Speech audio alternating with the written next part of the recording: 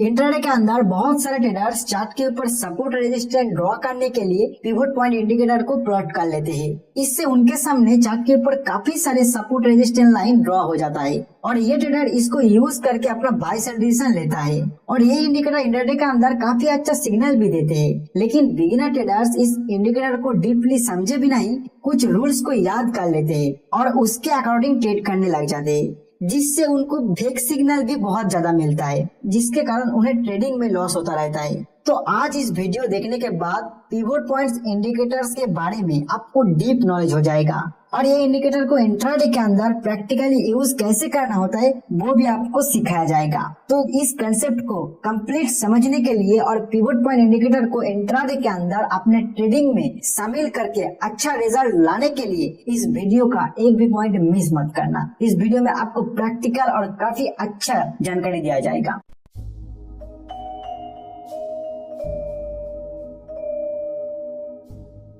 तो देखिए, कोई भी इंडिकेटर को यूज करने से पहले उस इंडिकेटर का जो बेसिक कंसेप्ट है उसको आपको डीपली समझना होगा और वो इंडिकेटर चार्ट के ऊपर आपको किस तरह प्लॉट करना होगा और प्लॉट करने के बाद वो किस तरह दिखता है वो भी आपको समझना होगा। तो जो पिवट पॉइंट इंडिकेटर है उसको प्लॉट करने के लिए आपको इस इंडिकेटर में जाना होगा। अगर आप ट्रेडिंग व्यू का चार्ट यूज करते हो तो इसी तरह आप कर सकते हो। अगर कोई दूसरा सॉफ्टवेयर यूज करते हो तो आपको उसमें भी मिलेगा, आप ढूंढिए, जैसे मैं बता रहा हूँ उस तरह आप ढूंढिए, आपको मिल जाएगा। तो यहाँ पे आप इंडिकेटर को क्लिक करोगे और यहाँ पे आप लिखोगे पिवट पॉइंट।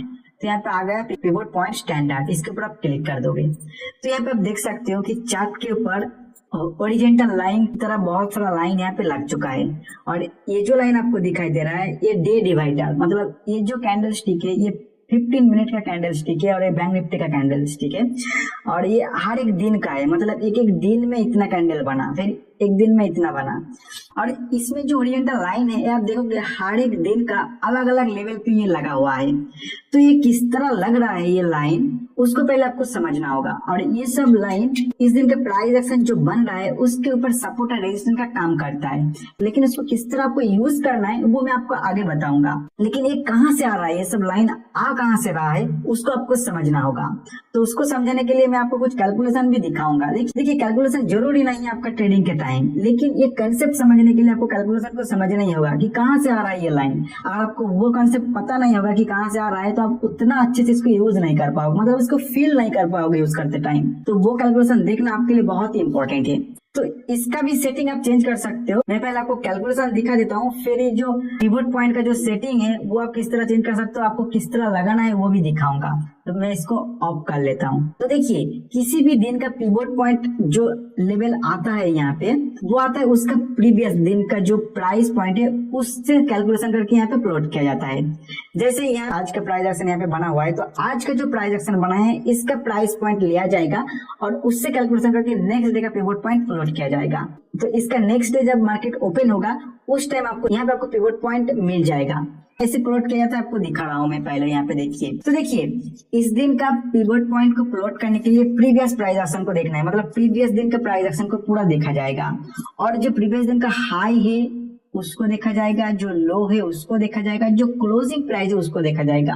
एक बात ध्यान रखिए, closing price last traded price नहीं है, यहाँ पे ये लास्ट ट्रेडेड प्राइस है, लेकिन जो क्लोजिंग प्राइस होता है वो लास्ट 30 मिनट का एवरेज करके जो प्राइस आता है उसको क्लोजिंग प्राइस कहा जाता है। तो उस क्लोजिंग प्राइस को लिया जाएगा। तो ये तीनों प्राइस को लेके एवरेज किया जाता है।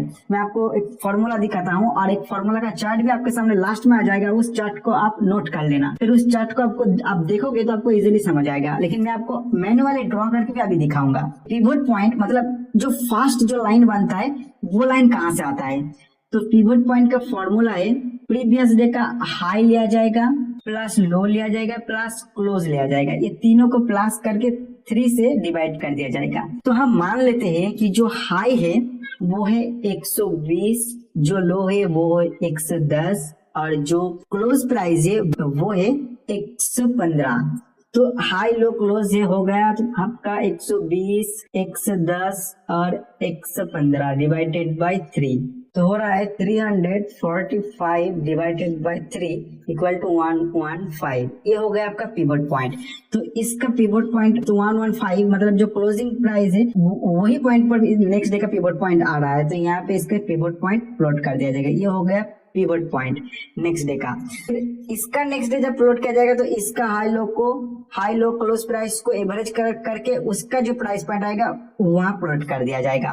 तो हो गया ये पिवट पॉइंट। अभी इस पिवट पॉइंट का जो प्राइस पॉइंट है उसको लेके और इसका जो हाई लो है उससे कैलकुलेशन करके ये अपर साइड का रेजिस्टेंस प्लॉट किया जाता है। जैसे फर्स्ट रेजिस्टेंस, सेकेंड, थर्ड, इस तरह सपोर्ट भी प्लॉट किया जाता है। Support, first support, second support, third support. मैं आपको जो फर्स्ट रेजिस्टेंस है और इस साइड का फर्स्ट जो सपोर्ट एरिया है उसका कैलकुलेशन मैनुअली करके दिखाता हूँ। फिर आपके सामने एक चार्ट दिखा दूंगा, उसमें आपको जो सेकेंड सपोर्ट, थर्ड सपोर्ट, इस side second resistant, third resistant, fourth resistant, वो सब देखने को मिल जाएगा। उसको आप देखोगे और अपने आप एक बार कैलकुलेशन करके देख लेना इस प्राइस पॉइंट से, तो आपको जो आपका अंडरस्टैंडिंग लेवल वो बहुत ही अच्छा हो जाएगा। तो फर्स्ट जो सपोर्ट है वो मैं आपको कैलकुलेशन करके दिखा देता हूँ। देखिए नीचे का सपोर्ट, जो फर्स्ट सपोर्ट है उसको कैलकुलेशन करने के लिए आपका लिया जाएगा पिवट पॉइंट जो आपका निकल का आया यहाँ पे 115 निकल का आया, उसको लिया जाएगा। इसको 2 से मल्टीप्लाई किया जाएगा, फिर माइनस जो हाई है उससे माइनस किया जाएगा। तो पिवट पॉइंट हमारा 115 इंटू 2 तो हो गया 230 माइनस यहाँ पे हाई है 120, तो यहाँ पे हो रहा है 110। तो जो सेकेंड हमारा फर्स्ट सपोर्ट लाइन आ रहा है यहाँ पे 110। और जो रेजिस्टेंस का फॉर्मूला है मैं आपको दिखा देता हूँ। फर्स्ट जो रेजिस्टेंस होगा उसका फॉर्मूला है पिवट पॉइंट जो निकल कर आया वो लिया जाएगा इंटू 2, इसको मल्टीप्लाई किया जाएगा, फिर माइनस लो। तो पिवट पॉइंट आया 115 इंटू 2 हो रहा है 230 और जो लो है 110, तो हो रहा है 120। तो अपर साइड रेजिस्टेंस आ रहा है 120।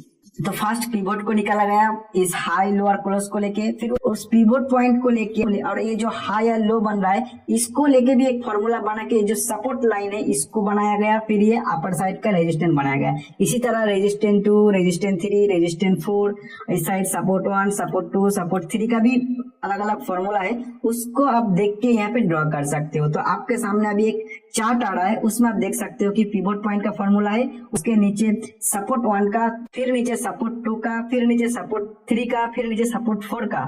इसी तरह अप साइड आप रेजिस्टेंस 1, रेजिस्टेंस 2, रेजिस्टेंस 3, रेजिस्टेंस 4 सबका फॉर्मूला दिया हुआ है। इसी डेटा को लेके 120, 110, 115 और जो पिवट पॉइंट आया 115, ये सब डेटा को लेके आप कैलकुलेशन करके देखिए, खुद बहुत ही अच्छे समझ में आएगा कि पिवट पॉइंट किस तरह प्लॉट किया जाता है। लेकिन आपको ये मैनुअली प्लॉट करने का कोई जरूरत नहीं है। आप जैसे ही यहाँ पे इंडिकेटर में आओगे और प्लॉट कर लोगे तो ऑटोमेटिक प्लॉट हो जाएगा। लेकिन इसको समझने के लिए आपको मैनुअली एक बार करना जरूरी है। देख सकते हैं यहाँ पे फिर से मैं इसको प्लॉट कर लिया हूँ। तो कल जब मार्केट ओपन होगा, मतलब नेक्स्ट डे जब मार्केट ओपन होगा यहाँ पे, तो इस दिन का हाई, लो और क्लोजिंग प्राइस को फॉर्मूला में बिठा के इस साइड पिवट पॉइंट निकाला जाएगा, फिर रेजिस्टेंस सपोर्ट जो भी आएगा उसको बिठाया जाएगा। ये बहुत ही अच्छा काम करता है इंट्राडे के अंदर, क्योंकि ये मैं स्विंग ट्रेडिंग में यूज नहीं करता हूँ, कोई भी पोजिशनल ट्रेडिंग में भी यूज नहीं करता हूँ। मैं सिर्फ और सिर्फ इसको इंट्राडे के अंदर यूज करता हूँ। किस तरह यूज करता हूँ वो आगे दिखाता हूँ। और 15 मिनट और 5 मिनट चार्ट के अंदर इसको यूज करता हूँ, और कोई भी टाइम फ्रेम में इसको यूज नहीं करता हूँ। तो फिर आपको क्या करना है, देखिए इसको अगर आपको सेटिंग करना है तो यहाँ पे आप सेटिंग में आ जाइए, फिर यहाँ पे सपोर्ट 4, रेजिस्टेंस 4, सपोर्ट 4 ये सब दिखाई दे रहा है। तो आपको अगर इतना ज्यादा नहीं चाहिए, जैसे सपोर्ट 4 और रेजिस्टेंस 4 नहीं चाहिए, सपोर्ट 5 और रेजिस्टेंस 5 नहीं चाहिए, सिर्फ ये 3 चाहिए, तो इसको आपको क्लिक करके आप इसको ओके कर सकते हो। अगर आपको पिवट पॉइंट का जो कलर है उसको अलग चाहिए तो यहाँ पे आप कर सकते हो, तो इसमें कर देना है। तो यहाँ पे आप देख सकते हो, यहाँ पे जो पिवट पॉइंट है ब्लैक कलर का हो गया, और मैं सिर्फ 3 ही रखा, मतलब ऊपर के साइड रेजिस्टेंस 3 और नीचे के साइड सपोर्ट 3 रख दिया। प्रीवियस आप कितना पीरियड के अंदर ये सब प्लॉट करना चाहते हो वो भी आप सेट कर सकते हो। जैसे मैं यहाँ पे दिखा देता हूँ आपको, इस जगह पर यहाँ पे 15, मतलब प्रीवियस 15 पीरियड का ये प्लॉट किया हुआ आपको दिखाएगा। जैसे मैं आपको यहाँ पे दिखा देता हूँ, इस पिछले 15 दिन का यहाँ पे आपको पिवट पॉइंट सबका दिखाई दे रहा है। उसको भी आप चेंज कर सकते हो। 2 दिन का आपको मिनिमम रखना ही होगा। यहाँ पे दिखा जाए 2 दिन, इस तरह आप करके देख सकते हो। लेकिन अभी मेन पॉइंट आता है कि इसको आप यूज कैसे करें। तो उसके लिए मैं 8-10 दिन का प्लॉट कर लेता हूँ, फिर आपको समझाने की कोशिश करता हूँ। तो देखिए जो पिवट पॉइंट है ये सपोर्ट और रेजिस्टेंस का और आपका बाय सेल लेने के लिए जो डिसीजन है उसको कंफर्मेशन के लिए बहुत अच्छा काम करता है। मतलब आपको जो बाय सेल डिसीजन लेना है वो आपका जो स्ट्रेटेजी है, जिस तरह प्राइस एक्शन को स्टडी करते हो प्राइस एक्शन को स्टडी कीजिए, फिर उसके अकॉर्डिंग अगर आपको बाय सेल डिसीजन मिल रहा है तो कंफर्मेशन के लिए आप ये पिवट पॉइंट का यूज कर सकते हो। सिर्फ और सिर्फ पिवट पॉइंट को देख के आपको किसी भी तरह का बाय सेल डिसीजन नहीं लेना है, या फिर जो एग्जिट करने का डिसीजन है वो भी नहीं लेना है। एग्जिट करने के लिए आपको प्राइस एक्शन को देखना है और उसके अकॉर्डिंग जो पिवट पॉइंट है वहां पे एडजस्ट कर लेना है आपको कि आपको निकलना है या वहां पे रहना है। मैं आपको अभी दिखाता हूँ वो सब। जैसे यहाँ पे आप देखिएगा कि प्राइस इस जगह पे थोड़ा टाइम बिताया, फिर यहाँ पे ब्रेकआउट दिया, प्राइस में यहाँ पे ब्रेकआउट दिया, और जहां पे ये क्लोज हुआ इस प्राइस पॉइंट का एग्जैक्ट वहीं पे आज का पिवट पॉइंट था। तो क्या आपको यहाँ पे बाय करना चाहिए था? तो उसका आंसर ढूंढने के लिए आपको प्राइस एक्शन देखना होगा। जैसे प्राइस एक्शन के हिसाब से कल अगर इसका प्रीवियस डे का एनालिसिस अगर आपने देखा होगा बैंक निफ्टी का, वहीं पे मैं आपको बताया था कि इस जगह पे अगर आपको ब्रेकआउट मिल रहा है तो आप यहाँ पे बाय कर सकते हो, क्योंकि यहाँ पे एक बहुत ही स्ट्रॉन्ग ट्रेंड लाइन था यहाँ पे। तो उस ट्रेंड लाइन को ये ब्रेकआउट कर रहा है और वहीं पे पिवट पॉइंट भी है। तो फर्स्ट आपको प्राइस एक्शन से मिल गया कंफर्मेशन, अभी वहां पे पिवट पॉइंट भी है तो आपको डबल कंफर्मेशन मिल रहा है पिवट पॉइंट के लिए। तो यहाँ पे आप डेफिनेटली बाय कर सकते थे और आपका टारगेट होगा पिवट पॉइंट के हिसाब से रेजिस्टेंस 1 पे आपका टारगेट होना चाहिए। लेकिन क्या आपको वहीं पे सेल करना चाहिए, क्या उसके पहले सेल करना चाहिए या वेट करना चाहिए? उसके लिए आपको प्रीवियस प्राइस एक्शन देखना है। सिर्फ और सिर्फ जो पिवट पॉइंट बता रहा है उसके ऊपर उतना डिपेंड नहीं होना है। तो प्रीवियस प्राइस एक्शन के हिसाब से आप देखोगे यहाँ पे बहुत ज्यादा स्ट्रॉन्ग रेजिस्टेंस एरिया है इस जगह पे, तो वहीं से एक ट्रेंड लाइन खींच लेना है। तो आप देखोगे इसी जगह पे आपका जो रेजिस्टेंस है वहां पे आ रहा है, तो आपको क्या करना है, इस जगह पे एक ट्रेंड लाइन खींच लेना है और जो रेजिस्टेंस दिखा रहा है पिवट पॉइंट के हिसाब से वहां से एक ट्रेंड लाइन खींच लेना है। तो ये जो एरिया है आपके बीच का एरिया है, ये आपके लिए स्ट्रॉन्ग रेजिस्टेंस एरिया बन जाता है।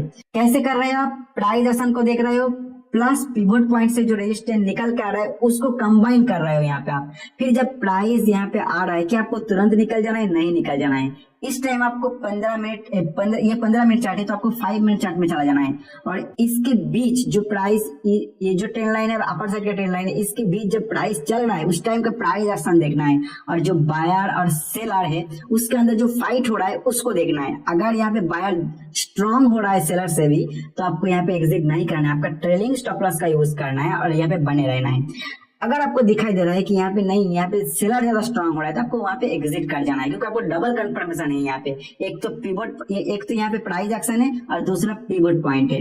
इस तरह आप इसको यूज कर सकते हो। और दो एक एग्जांपल मैं आपको यहाँ पे देता हूँ। जैसे यहाँ पे देखिएगा इस दिन का ये पिवट पॉइंट था, ये लाइन पिवट पॉइंट था और यहाँ पे मार्केट ओपन होती है एक स्ट्रॉन्ग बेयरिश कैंडल बना देता है और पिवट पॉइंट के नीचे आके क्लोज करता है। तो क्या आपको यहाँ सेल करना चाहिए?